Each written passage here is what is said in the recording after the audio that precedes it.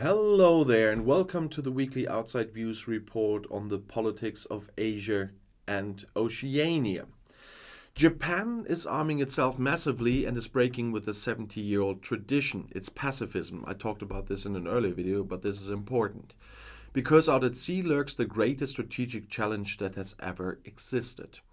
Counter-strike weapons, a huge defense budget, and a break with a tradition since World War II. That's what Japan has decided to make a historic change of course. In recent months, the Japanese government has shifted its national security strategy from pure defense to military buildup and even offensive weapons. Japan intends to spend around 43 trillion yen, that's 297 billion euros, on national defense and new weapon systems over the next 5 years. The armaments budget is to increase from 1 to 2% of gross domestic product in the future. The island nation is responding to what the Japanese government says is the greatest strategic challenge the country has ever faced, and they mean China. The striving for power of the Asian dictatorship under Xi Jinping and the Chinese military maneuvers in the Pacific are becoming a serious security risk for Tokyo. There are also fears that Beijing could attack Taiwan militarily in the near future. But the aggressive tones from North Korea also worry Japan. Japan is increasingly caught in the crossfire of a politically heated melee. To the south, China's threatening gestures towards Taiwan, which also has Japanese islands in its immediate vicinity, are increasing. North Korea is testing more and more missiles east of Japan. And after the start of the Ukraine war, Tokyo announced an increase in the defense budget. But now the offensive capabilities of the army are also to be expanded, despite a pacifist constitution that actually forbids this. Japan wants to station more than 1,000 long-range missiles in the south of the country. The Japanese media reported in August, citing government officials. It is about the conversion of existing weapons, the current range of which is to be increased from 100 to 1,000 kilometers. And this would enable Japan to hit both Chinese coastal areas and North Korea. Hypersonic missiles are also being discussed, according to the Japanese media. The missiles, which fly at several times the speed of sound, are intended to further increase the Japanese deterrent potential and could be operational from 2030. In addition, Japan's ships and planes would be able to fire the upgraded missiles. The missiles would then be deployed on and around Kyushu, the southwesternmost of Japan's main islands, as well as on small islands near Taiwan, the media said. There was initially no official confirmation of the newspaper information. For Japan, these measures represent a U-turn. The country's pacifist constitution stipulates that the military should only be used in self-defense. The renunciation of war formulated in Article 9 is at the heart of the document. It states that land, sea and air forces and other war potential will never be sustained. Military spending is therefore limited to what is necessary for national defense. But for years, there have been repeated discussions about expanding military capacities and changing the constitutions. Calls for it grew in the wake of Russia's invasion of Ukraine in February and China's increasingly aggressive crackdown on Taiwan. Then in June, Prime Minister Fumio Kishida announced the first change of course. Japan would significantly increase defense spending. Currently, Japan's military spending is 1.1% of gross domestic product or GDP. Ahead of the general elections in July, his party pledged to increase the quota to 2% over 5 years. Surveys among the Japanese show continued attachment to the pacifist constitution and limited support for an overhaul, said Jeff Kingston, professor of Japanese history at the Temple University in Tokyo. Last May, a poll by public broadcaster NHK found that just 35% of respondents thought the constitution needed to be changed, while 19% said no. 42% of the Japanese could not answer the question.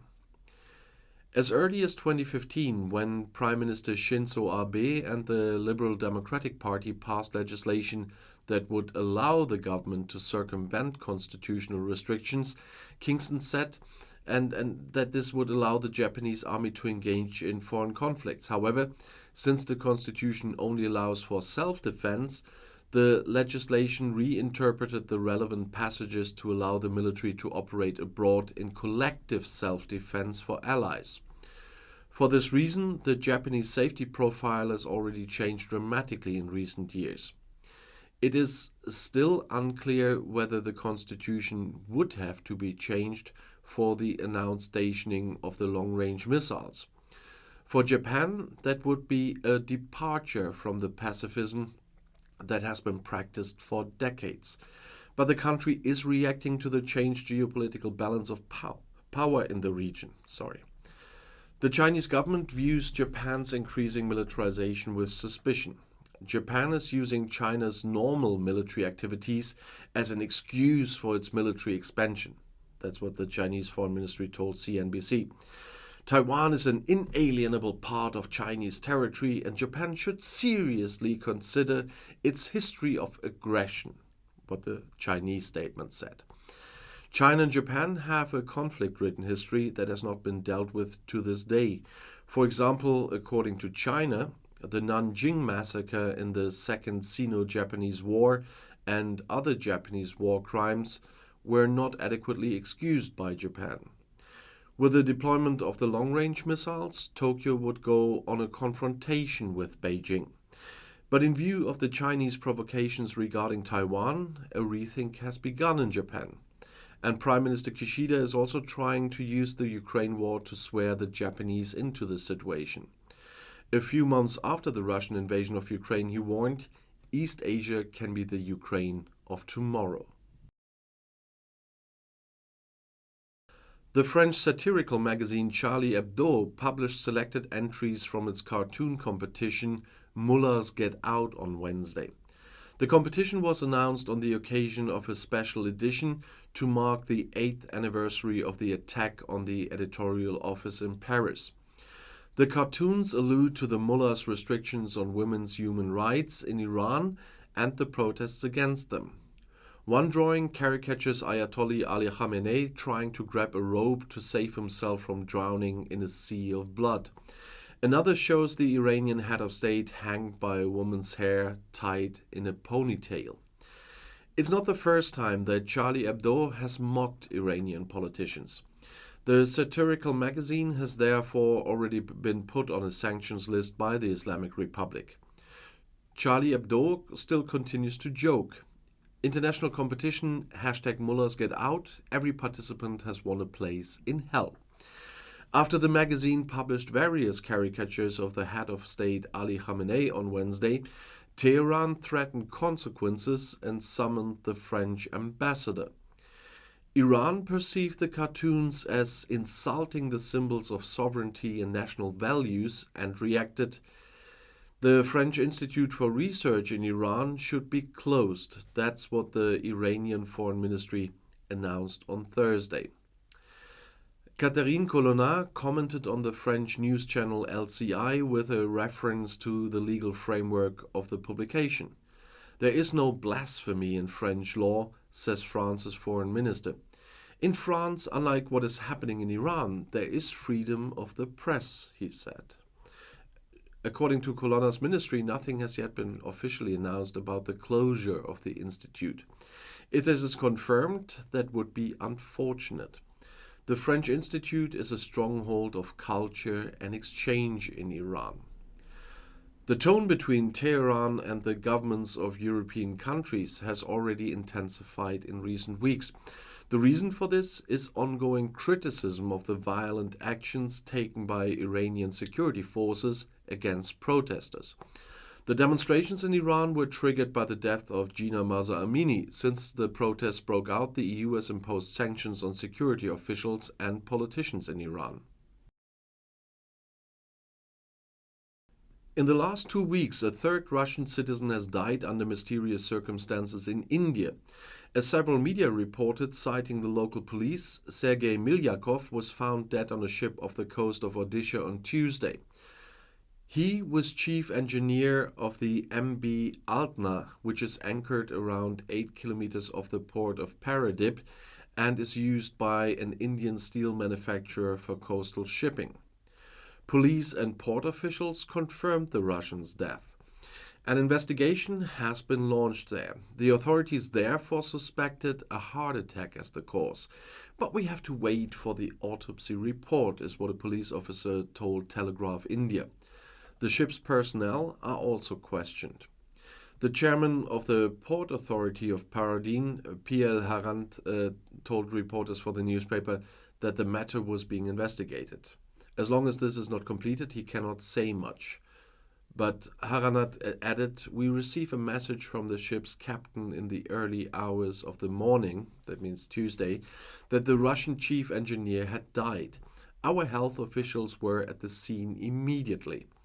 All formalities are being completed according to protocol," he said.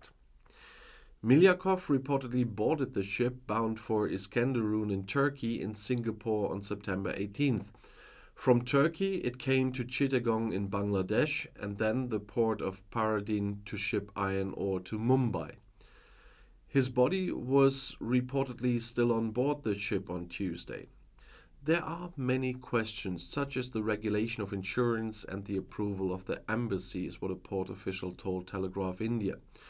All these approvals took time. Once they are done, the local police will take the body to an autopsy and determine the cause of death under the supervision of a judge. And this already will have happened by now when I'm filming this. Police Chief Nimai Charan-Sethi told Indian Express after the autopsy, the body will be kept in the morgue and given to the deceased family. The Milyakov case is one in a series of mysterious deaths of Russian citizens that has sparked speculation about possible punitive action by the Kremlin. That's why I included this in the video at all. Pavel Antov, one of Russia's richest politicians, fell from a hotel roof in India on December 24th last year. And during his lifetime, Antov had criticized the Russian war of aggression against Ukraine. And just 2 days before his fatal fall, his companion Vladimir Budanov died. Allegedly, he had a heart attack. Pakistan is facing a year of decision. In October, there will be elections. Ex-Prime Minister Imran Khan is opposing the government and the military there and is relying on populist support. He only resigned from office in the spring of 22 due to allegations of corruption. However, Khan and his party then called for early elections and called for protests. When the government refused to comply with the demands and the Electoral Commission banned the ex-prime minister from all political offices for 5 years in October, the demonstrations escalated. Then, in November, Khan was shot during a protest and promptly accused a minister in the new government and a senior officer of conspiring to kill him. And even before the upcoming election, Khan senses a conspiracy against him. Should he lose the election, he will probably reject the result. Then it would depend on the reaction of the military, according to experts. And the relations with the army were already broken during Khan's tenure. Added to this are the consequences of the devastating floods of the past year. Millions of people are still dependent on humanitarian aid, and the economic damage is likely to be in the tens of billions. In exchange for financial support, however, the International Monetary Fund has called for reforms that are likely to hurt many Pakistanis. If the government carries this out, it risks increasing support for Khan, but the country is dependent on the money. And all the while, Islamist militias are on the rise, especially in the border region with Afghanistan. At the end of November, the Pakistani Taliban declared the end of a ceasefire with the government. In December, they claimed responsibility for several attacks in which a total of 9 people died. The world powers China and the USA are at odds over the island of Taiwan, as you know. China claims Taiwan is part of the People's Republic. The island, on the other hand, sees itself as an independent republic, which is not recognized as such by most states, including here in Germany, by the way. The United States is demanding a peaceful solution, but promised the Taiwanese leadership in September that they would come to their aid in the event of a Chinese attack. Tensions with China had already increased with a visit to Taiwan by the then Speaker of the US House of Representatives, Democrat Nancy Pelosi, in the summer of 22. Beijing viewed her trip as a provocation and responded with military exercises around the island. In Washington, meanwhile, concern is growing about China's further actions and the expansion of influence in the region. Experts do not believe that Chinese troops will invade anytime soon, also because the international response to Russia's invasion of Ukraine has made the Chinese leadership aware of the possible consequences of such a step. However, if Beijing comes to the conclusion that Washington and Taipei are pushing for the island's final secession from the People's Republic, war could become more likely, as the experts say. And this concludes this week's report on Asia and Oceania, but you know that tomorrow there will be my next video on the next topic, and I'll see you there. I'll be back.